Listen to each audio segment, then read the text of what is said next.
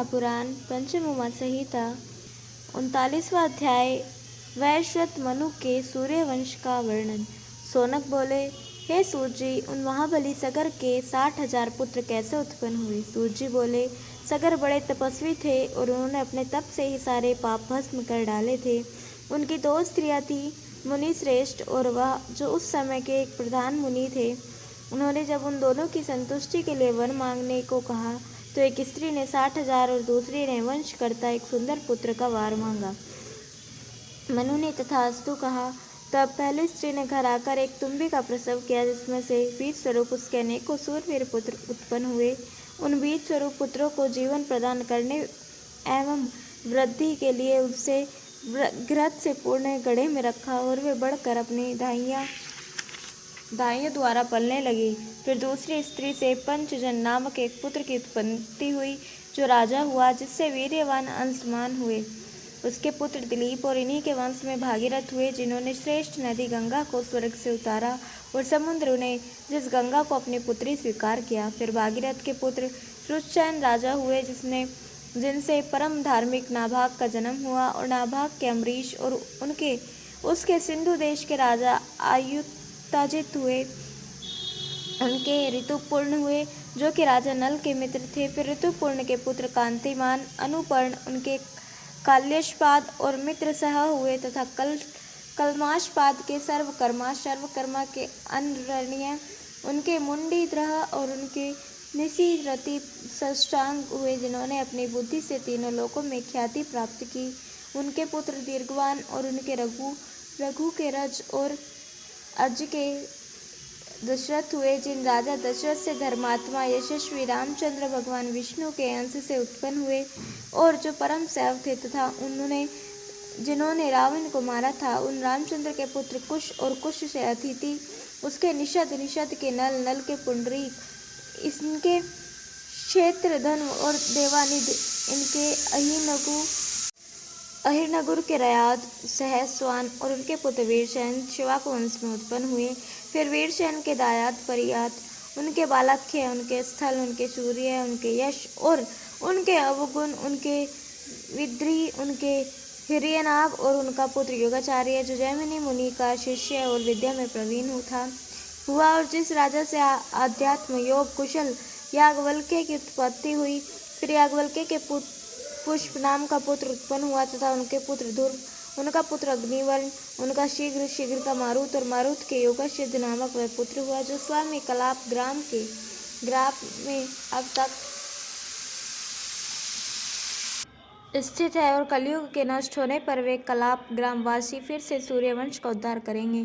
उनका पुत्र पृथुसूत्र, उनका संधि, उनका आमशरण, उनका महत्वा, उनका विश्व का प्रसेनजित और उनका पुत्र यक्षक तथा उनका पुत्र बृहदबल हुआ। ये सभी शिवाकुवंशी राजा मैंने कहे। अब आगे के वंशजों को सुनो, जो धर्मात्मा थे।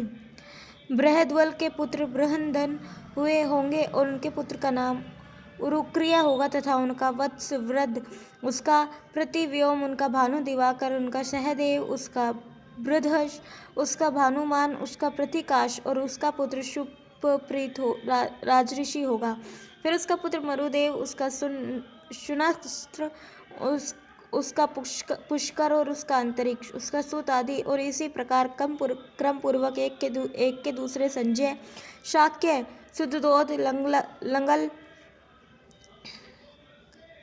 शूद्रक, सूरत और सुमित्र नाम के राजपुत्र होंगे। और इसी सुमित्र के उस शिवाकुवंश की समाप्ति होगी, जिसमें अंतिम राजा विचित्रवीर्य हुए, और जिनका शुभ वंश राजा मित्र को प्राप्त होकर कलयुग में सर्वथा ही विश्राम पाएगा, और जब फिर सतयुग आएगा तब बढ़ेगा। यह वंशावली वैश्वत मनु से चली, जो शिवाकुवंशी कहलाए।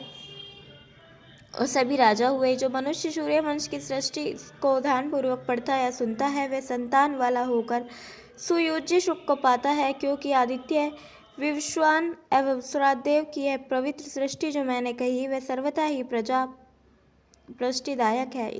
इस प्रकार से शिव महापुराण 5वीं उमा संहिता का 39वां अध्याय समाप्त। 40वां अध्याय श्राद्ध कर्म की महिमा। व्यास जी बोले, श्राद्ध देव के इस उत्तम सूर्यवंश को सुनकर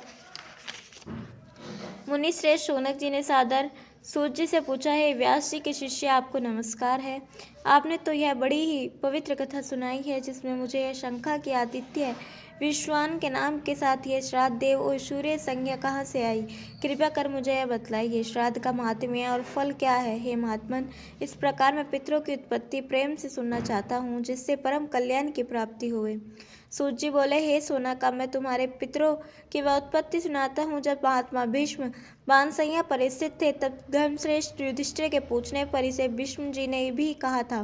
युधिष्ठिर बोले, पुष्टि की कामना करने वाले पुरुष को पुष्टि कैसे प्राप्त होती है, और मनुष्य क्या करे कि वह दुखी ना हो। सूत जी बोले, तब भीष्म जी बोले, युधिष्ठिर, मनुष्य को श्राद्ध कर्म करना आवश्यक है, क्योंकि श्राद्धों से पितृ प्रसन्न होते हैं और उनके प्रसाद से सबकी प्रसन्नता होती है। संतान के इच्छुक को पितृ धर्म पालन करना आवश्यक है। जो पितामह और प्रति पितामह को पिंड दान करते हैं, उनको सभी प्रकार से पुष्टि होती है। इस प्रकार युधिष्ठिर ने पूछा, किसी के पितृ स्वर्ग में, किसी के पितृ नरक में होते हैं, तो यह कर्म द्वारा उनको दिया हुआ श्राद्ध पिंड आदि किस प्रकार पहुँचता है, और तब जो पितृ स्वयं वहाँ नरक में पड़े हैं, वे फल देने की सामर्थ्य कैसे रखते हैं, वह सब मुझसे विस्तार पूर्वक वर्णन कीजिए। भीष्म ने कहा, हे शत्रुनाशन, इस विषय में मैंने जैसा सुना है वैसा आपसे कहता हूँ। यद्यपि मैंने देखा तो यहाँ तक है कि जब मैंने श्राद्ध विधि से अपने पिता को पिंड दान किया, तो उन्होंने प्रत्यक्ष हाथ बढ़ाकर मुझसे पिंड मांगा, परंतु मैंने पितृकल्प की ऐसी विधि नहीं देखी थी। इस कारण मैंने पिंड को उनके हाथ में न देकर कुशाओं पर ही गिरा दिया, जिसे देख मेरे पिता बड़े संतुष्ट हुए और उन्होंने मुझसे कहा, हे भरत श्रेष्ठ, मैं तुमसे संतुष्ट हुआ। इस कारण मैं तुम्हें त्रिलोक की दुर्लभ यह वर देता हूँ कि तब तुम जब तक जीना चाहोगे तुम्हारी मृत्यु ना होगी। इसके अतिरिक्त तुम जो और चाहो मैं तुम्हें उत्तम वर दूँ। तब उनके इस कथन को सुन और उनका अभिवादन कर मैंने एक प्रश्न करना चाहा। मैं जब तक पूछता तब तक वे महाराज उस प्रश्न को स्वयं ही इस प्रकार कहने लगे कि हे तात, मैं तुम्हारे प्रश्न को धर्मार्थ कहता हूँ। संपूर्ण पितृ कल्प मेरे मार्कंडेय जी से सुना था। मार्कंडेय जी ने कहा था कि यह संपूर्ण सुखदायक पितृ स्वर्ग मैंने सनत कुमार जी से सुना था। जब ब्रह्मा जी ने देवताओं को उत्पन्न किया तो उनसे कहा कि तुम सब मुझको पूजो, परंतु उनको फल की इच्छा की और आत्म पूजन किया। इससे ब्रह्मा जी ने उन्हें शाप दे दिया कि तुम सब चेतनाहीन हो जाओ। इस पर देवताओं ने जब ब्रह्मा जी की बड़ी प्रार्थना की तो उन्होंने उसे प्रायश्चित मांगा और उन्हें इसके लिए पुत्रों से ज्ञान अर्जन करने को कहा। देवताओं ने इसका ज्ञान अपने पुत्रों से पूछा।